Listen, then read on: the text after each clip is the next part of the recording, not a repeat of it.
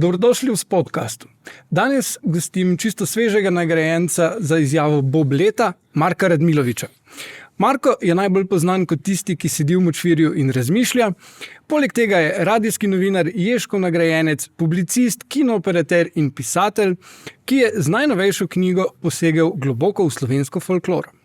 Napisal je namreč nadaljevanje Kekca in s tem ustvaril sodobni slovenski fantazijski roman. Marko Radmilovič, pozdravljeni. Najlepša hvala za vabilo.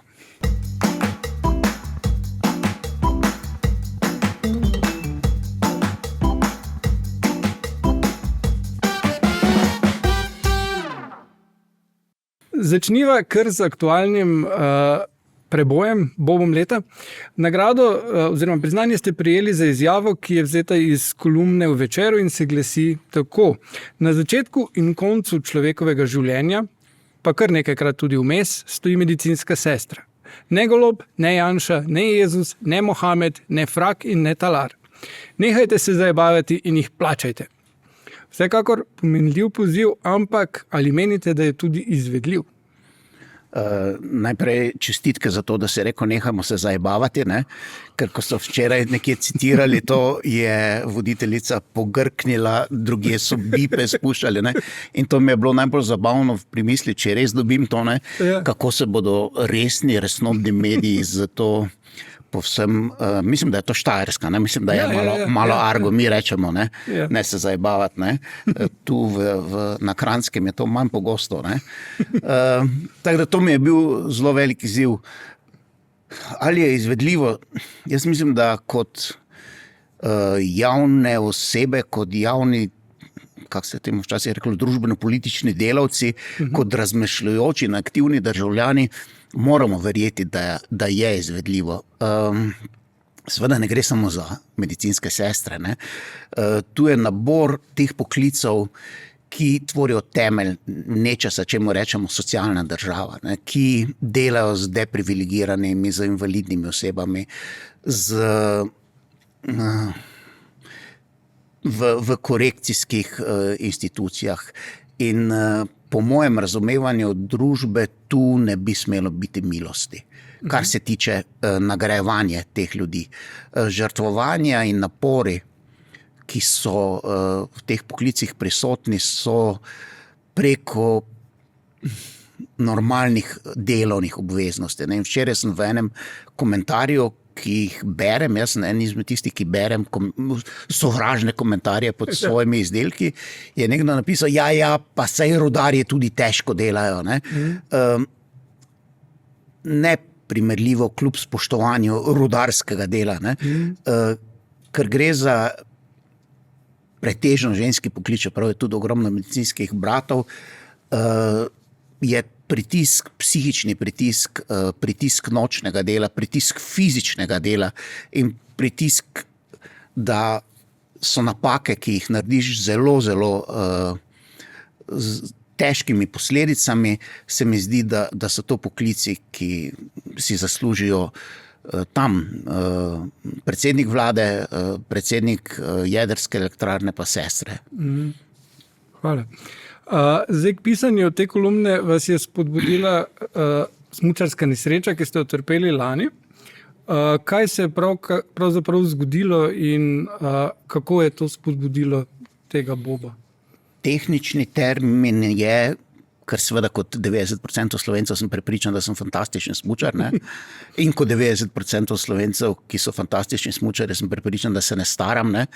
Tehnično mi je zdrsnila spodnja smučka na črni poledeneli progi v Kalsu in sem šel na glavo, na ramo, na vse te zadeve in sem se polomil.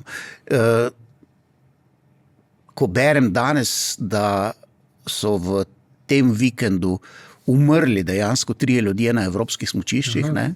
In da je bilo nebroj smučarskih nesreč, sem jo še dobro odnesel, ne? Pač polomljene kosti se zacelijo, ne? Pustila mi je usoda kite in živce, vse te zadeve. Ampak pač, ko pa prideš v ta sistem, nikoli v življenju nisem bil poškodovan, kaj zelo, je pa kolikor je že boleče, je tudi fascinantno, ko te sistem zaobjame.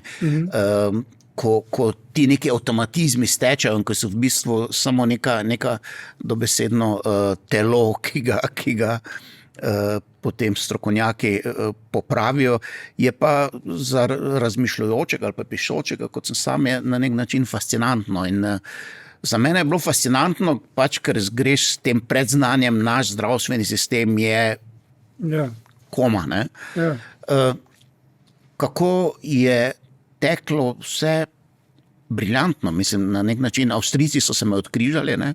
Avstrijci so rekli, veš kaj, ne, malo preveč se polomil, da bi nam bilo udobno, ne?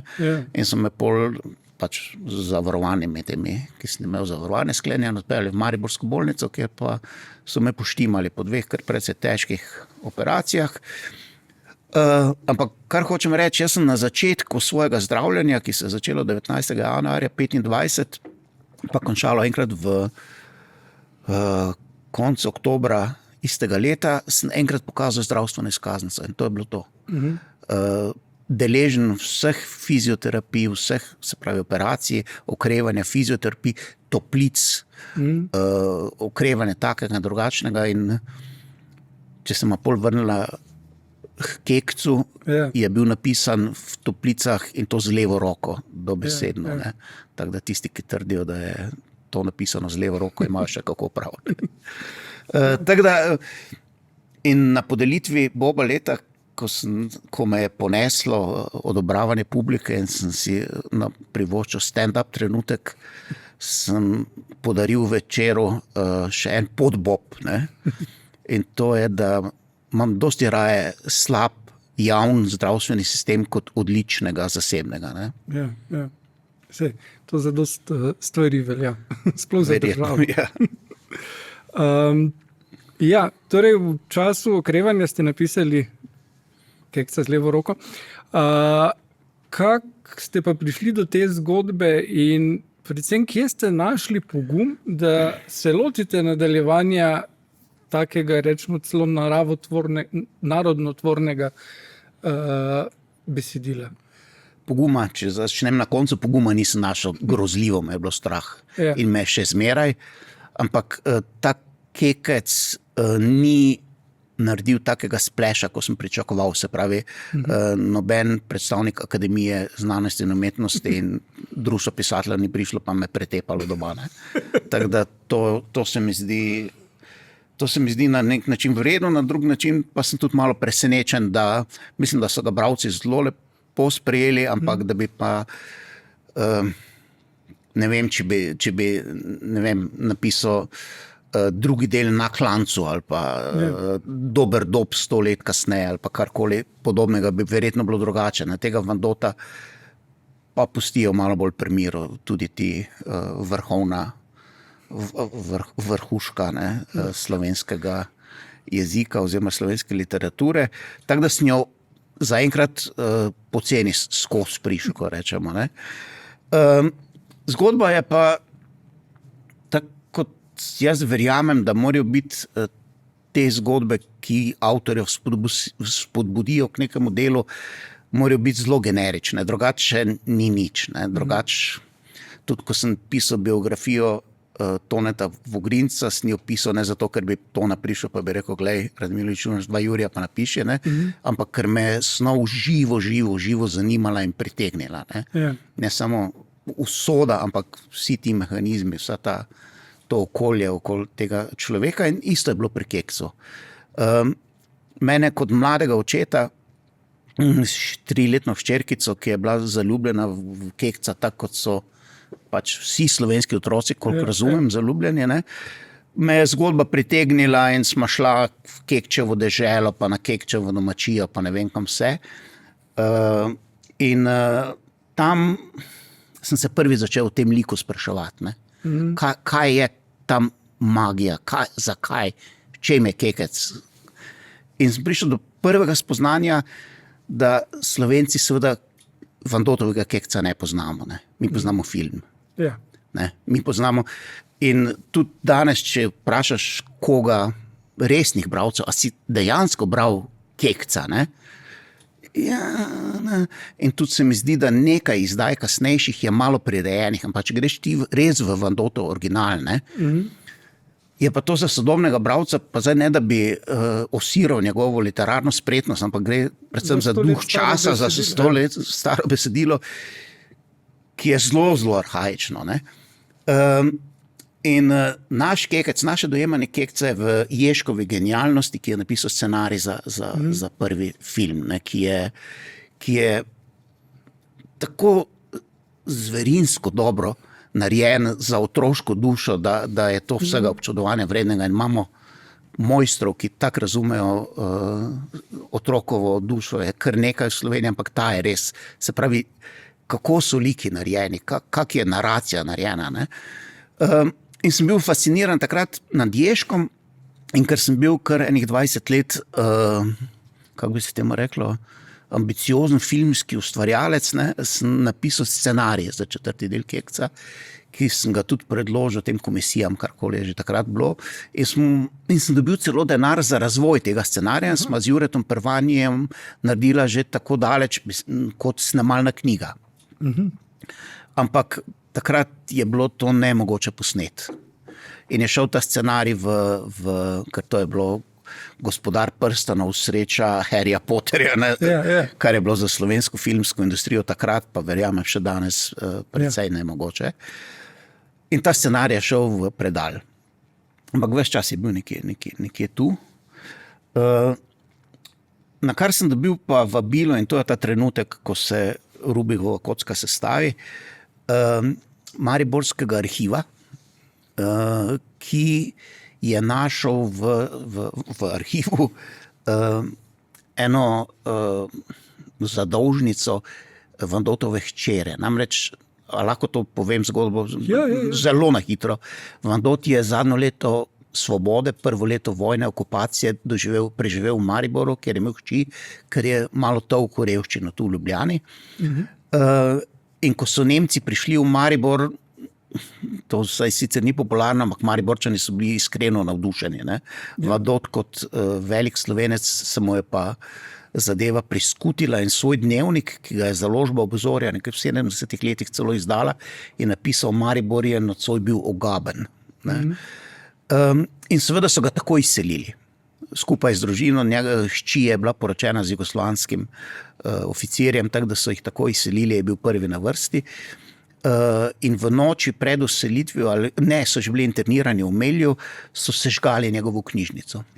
Imel obsežno knjižnico in ko je hči po vojni zahtevala reparacije, se pravi povrnitev vojne škode, kar je bil nek normalen upravni postopek, je napisala: zgorela je očetova knjižnica z še nedokončanim 4. delom Kekca. Več ne bom spojlal, ker naj gledalci berejo, ampak to je bil začetni moment, ki me je spodbudil, da sem v eni taki postmoderni maniri malo se lotil v bistvu rekonstrukcije tega zgorjenega Kekca. To so okoliščine. Zdaj v Kekcu 4 srečamo skoraj vse junake, ampak so tu starejši. In Vandotove knjige pa filmi ciljajo na otroško publiko, vi pa na mladinsko, pa tudi odraslo, mladostnike recimo predvsem. A menite, da bo publika sledila, vas skrbi, da ne bi rekli: to je za otroke, ker je Kekec tako kot prvi 3? Prej si me zelo lepo imenoval pisatelj, ne? Jaz se ne vodim za pisatelja, ne samo, da nisem član teh ferajnov. Jaz se sam pri sebi vodim kot pripovednika. To je en lep star slovenski termin, ko so takrat vrhovi slovenske literature, če nisi bil ravno Cankar, pa ste rekli: veš, kaj si bolj pripovednik, kak je Finžgar,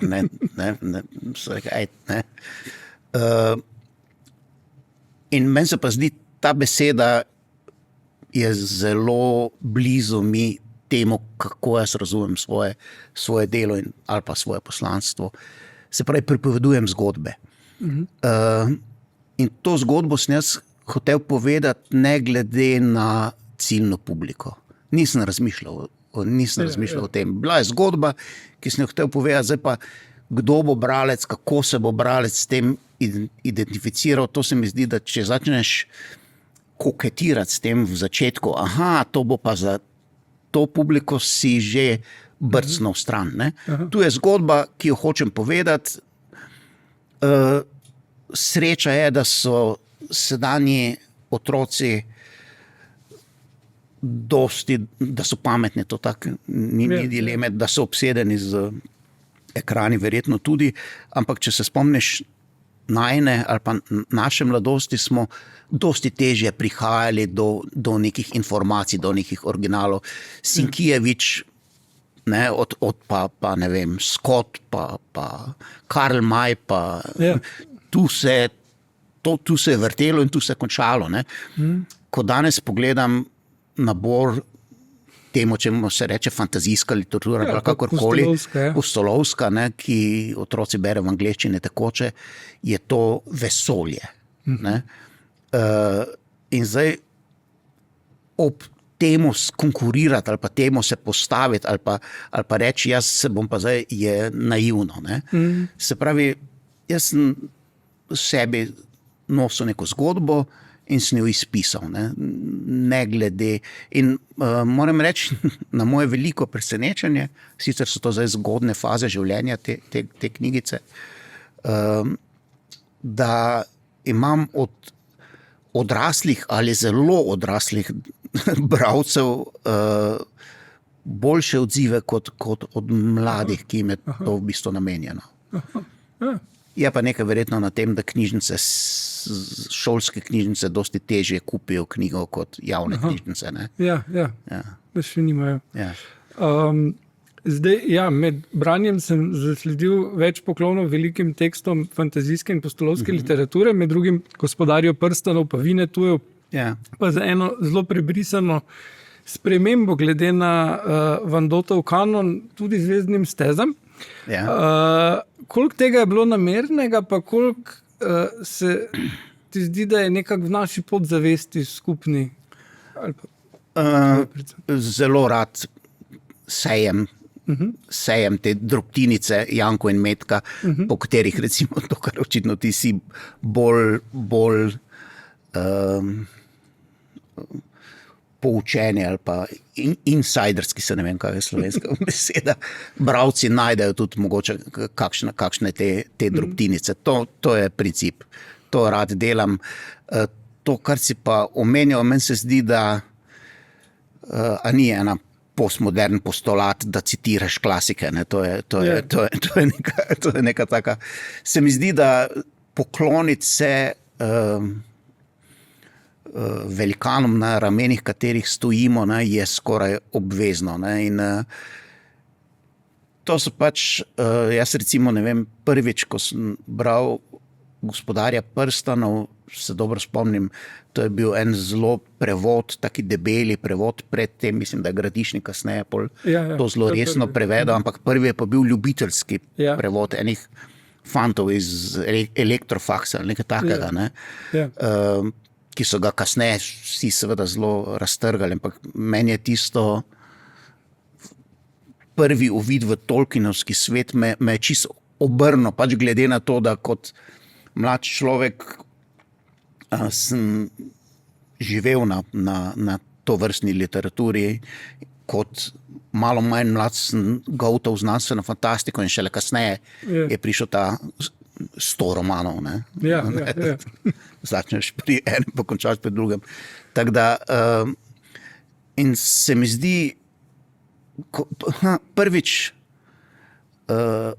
se mi je zdelo pri Gospodarju prstanov, da je lahko tudi ta literatura, za katero mi je pokojna Bredo Filo, ko sem prišel v knjižnico, pa sem rekel, jaz bi imel strip v univerzitetno knjižnico, še na Prešernovi takrat, ne na Prešernovi, tam na Vogalo, je rekla, v naši knjižnici je dovolj kvalitetne literature, da si ni treba sposojati šunda. Ne? In vedno me je bilo malo strah, Cankar je vredo, fajn, to beremo, trpimo, zdaj pa malo Sinkijeviča, nazaj. Tako da prvič pri Gospodarju prstanov, ko sem sploh se pozanimal, ko sem zvedel, da je to ena najbolj branih knjig v vesolju in zgodovini, se mi zdelo, mogoče pa to vrstna literatura tudi ima neko domovinsko pravico. Ne? Ja, ja. Zdaj pri ustvarjanju tega fantazijskega sveta se močno naslanjate na slovensko folklorno izročilo. Koliko je bilo zdaj tu enega raziskovanja potrebnega, pa koliko je doprinesel zraven urednik, filozof in zgodovinar Boštjan Narad, ki je tudi sicer član Katalene? Boštjan je genialec, ne? Ogromno uredniško delo sam zagotovo. Čakaj, ti mene vikaš, jaz pa te tikam. Vprašanje imam napisano, da se vika. Tikanje je bolj novo. To delo je zelo, zelo pomembno in ko sem recimo zapustil takrat ta filmski dokumentaristični milje, malo ali pa v veliki meri tudi zaradi tega, ker nisem več zmogel koordinacije tega velikih timov, velikih projektov, ker se mi je zdelo, da umik v neko tako literaturo je dosti bolj individualen, dosti lažji, dosti manj kompliciran.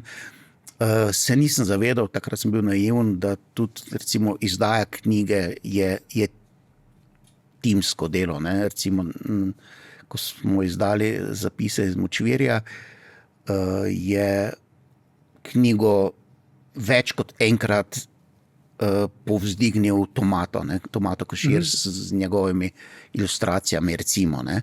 Tak je Boštjanovo tu uredniško delo je izjemno, izjemno pomembno. Kar se tiče tega prvega, predvsem zato, ker imaš sogovornika, nisi sam v svojih mislih in dvomih, ne. Ki je absolutno nezmotljiv, načitan, tematika mu je blizu in lahko z nekom, ker pri vsakem takem delu, seveda na vsaki drugi strani je en dvom. Ne? In te dvome se ni treba, da jih korigira, ampak reče, so upravičeni, niso upravičeni. Ne? Tako da recimo prva velika dilema, ki je bil jezik, s kakšnim jezikom, ne, je absolutno posledica jezika v tej knjigi, je absolutno posledica debate z Boštjanom. Ne. Ogromno raziskovanja je bilo potrebnega. Na srečo tu pa je digitalizacija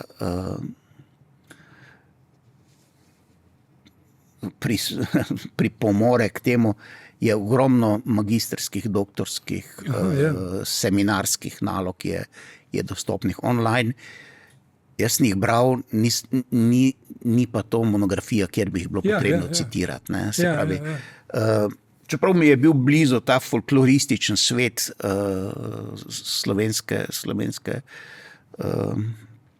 slovenskega etosa, sem se vseeno moral v mnogih stvarih podučiti. To je prvo, tako da sem trdo delal, trdo raziskoval. Drugo pa so lokacije, s katerimi sem pa imel tudi posebno veliko veselje, da so vse prepoznatljive, ne? Da je vse moč prepoznati. Ne? Tako da to je bilo tudi, tu pa so na srečo moja zgodna novinarska leta, ko sem kot mlad novinar na Valu 202 skrbel za oddajo, ki se je reklo Nedeljski izlet, nekaj takega. To je vsak dan si naredil, vsak petek si naredil reportažo z drugega konca Slovenije. In takrat sem obredel pač v tistih letih vso Slovenijo in včasih se rad, kako se reče, hvalim, da je ni ceste v Sloveniji, ki je ne bi prevozil. Ne? Zdaj, Kekec, Rožle, Mojca in vsi ostali se ne prebijajo vseeno ne skozi nobeno močvirje v knjigi, vi pa ste znani, da tam posedate, oziroma si znan, da tam posedaš, če se tako izrazim. Koliko časa že ustvarjaš Zapise iz močvirja? Ker imam eno v glavi, da to že odvedno. Odvedno. Meni se tudi zdi, jaz imam v glavi, da odvedno.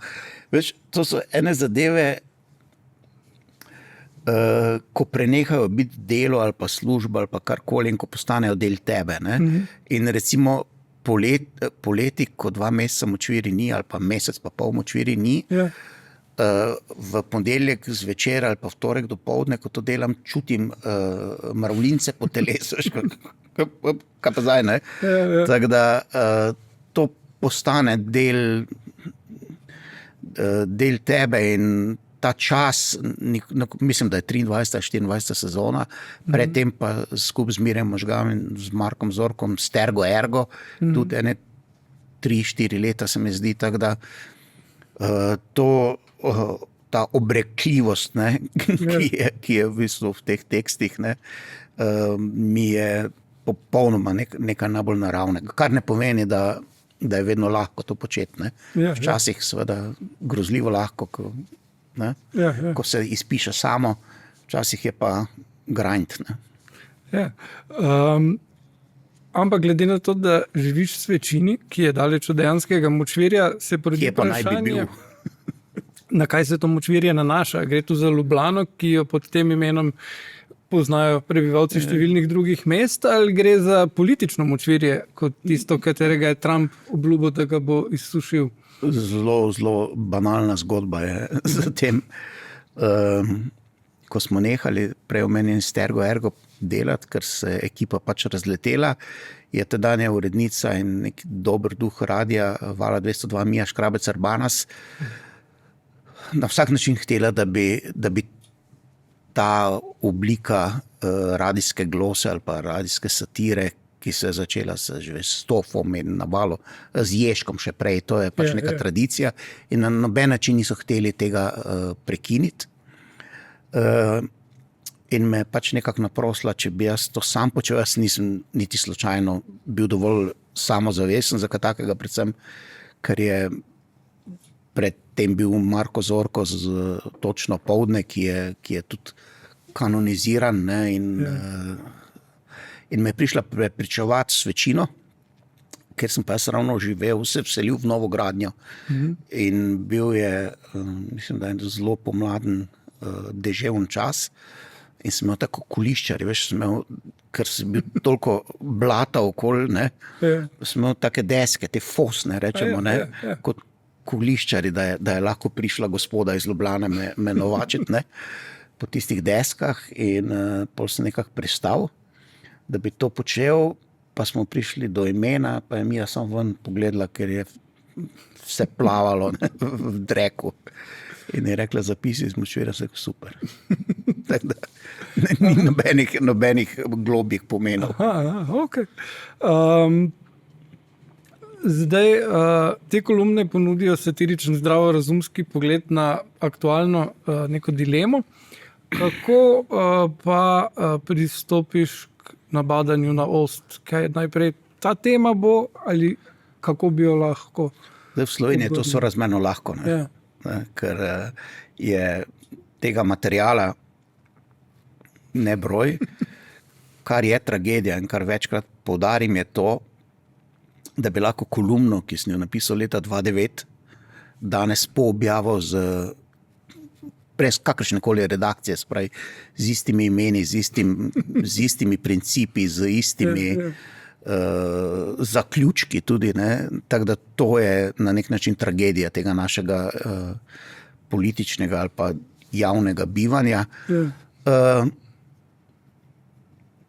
Zdaj večkrat te zelo radi poslušalci in bralci, močvirje je pač tudi v teh vseh možnih platformah prisotno, te napadajo, češ ali preferiraš eno ali drugo stran. Realno gledano se jaz v čisto politiko vtikam sorazmerno malo, ja, ampak bolj me zanimajo ti družbeni principi in te družbene blaznosti, imeli smo enkrat en film, ne, mislim, da je bil Omnibus, 3 prispevki k slovenski blaznosti, ne. Ta blaznost, ta me privlače, ne, ta me intrigira, ne. Poskušam pač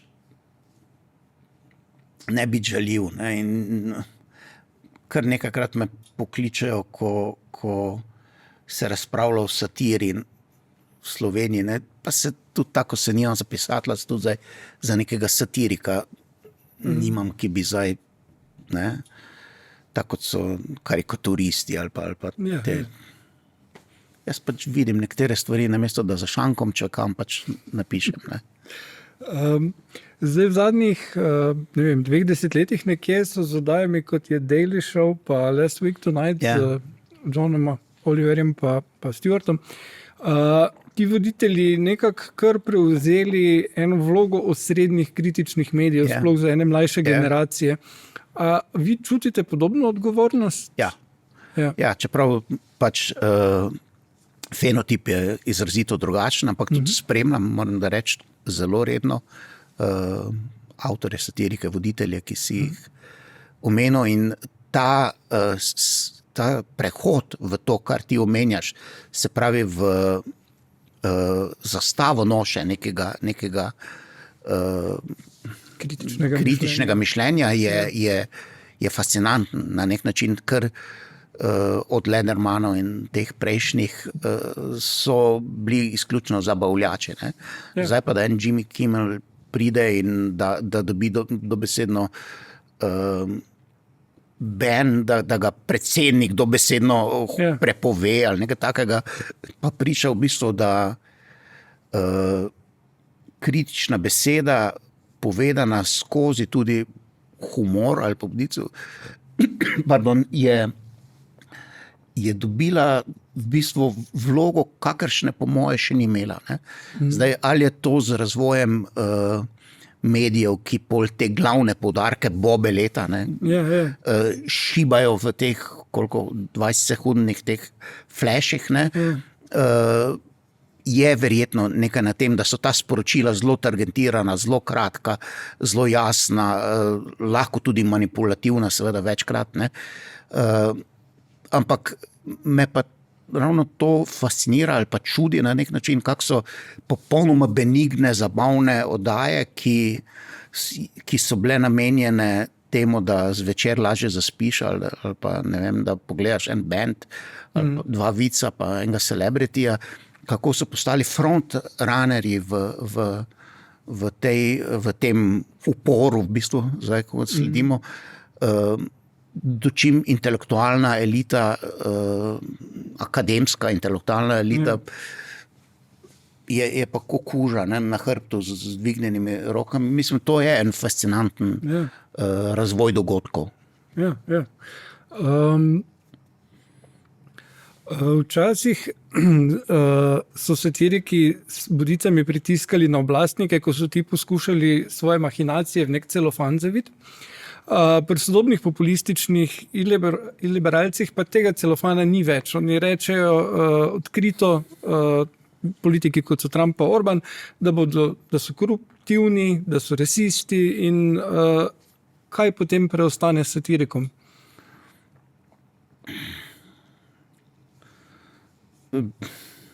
Se ti zopet v bistvu se na nek način ponavljam, ampak ti ljudje razumejo pač jezik sile na nek način, ki je njihov instrument. Ne?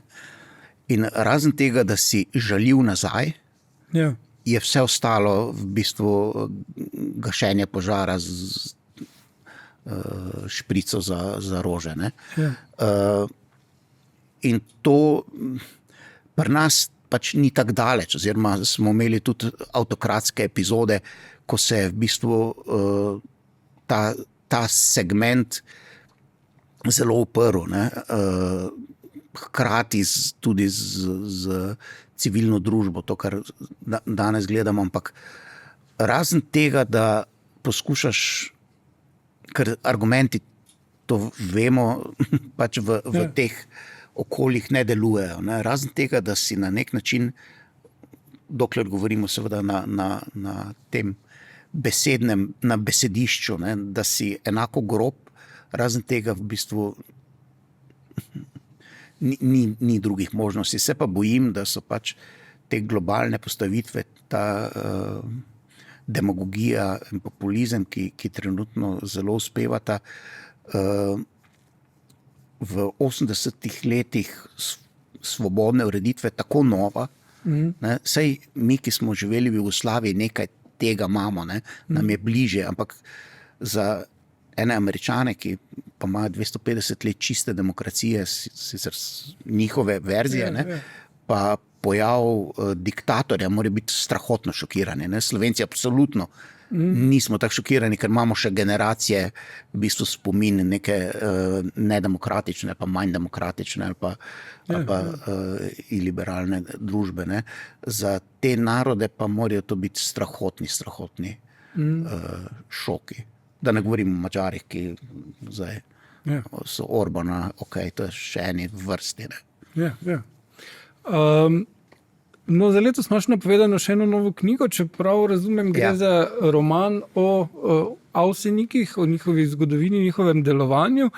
In že se spomnim na knjižnem sejmu, ko si to omenjal, si rekel, da to bo kontroverzno. Kaj bo pri tem takega? Kako si se lotil zgodbe? Roman je ravno oddan, zopet Boštjanu. Zopet Boštjanu. Ni, je povest, po formi. Avseniki so še en teh kanonov slovenstva, o katerih vsak Slovenec ve vse, v bistvu pa ne ve ničesar. Jaz sem kot mlad novinar imel možnost brati moj urednik tedanje in velik specialist za Avsenike Ivan Sivec, ki je magistriral iz Avsenikov in je tudi tekstopisec bil njihov v kar nekaj primerih. Je namreč imel prepise intervjujev, ki jih je naredil z Vilkom Avsenikom.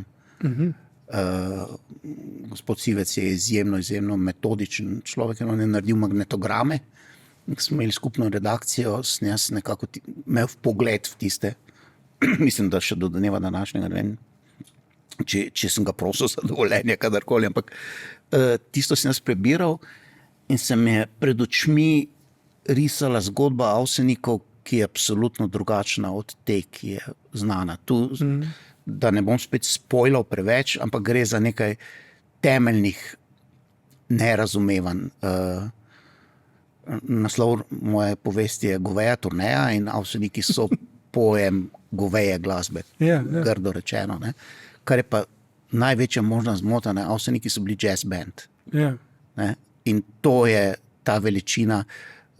Vilko, ki je bil pač zaposlen v plesnem orkestru Radia Ljubljana, je svoje frende iz plesnega orkestra, ki so bili v bistvu jazzarji, povabil, da spremljajo njegovega noro nadarjenega z ljudskim božjim dotikom blagoslovljenega brata.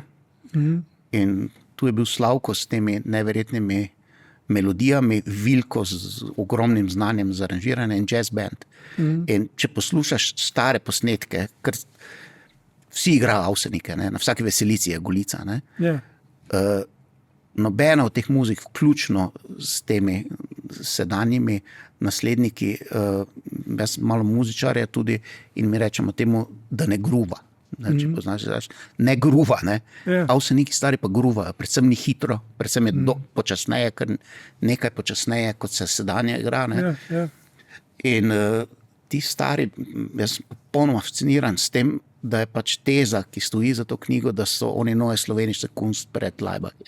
Se pravi projekt. Oni niso neko naključje, fantje se dobimo na vasi, pa malo igramo. To je projekt. Od zunanje podobe prvi začnejo z narodnimi nošami, do tega, da niso imeli nobenega skrupula prevesti te komade v nemščino, do tega, da se Slovenci niti slučajno ne zavedamo njihovega dela na zahodnih, predvsem švicarske, nemške, avstrijskem tržišču, kjer so bili, in teh anekdotičnih zadev, se pravi, to me je fasciniralo. Ta zgodba je zopet razkorak med tem, Avseniki so slovenski kanon, kaj veš o tem, trikrat so igrali Tito, pa ne vem, Slovenija odkot lepote, to je pa Alfi, pa te zadeve, ne, ampak on, ne vem, Albin Rudan, ko je Vilko rekel, da ne more več igrati klarineta, on je bil prvi klarinetist,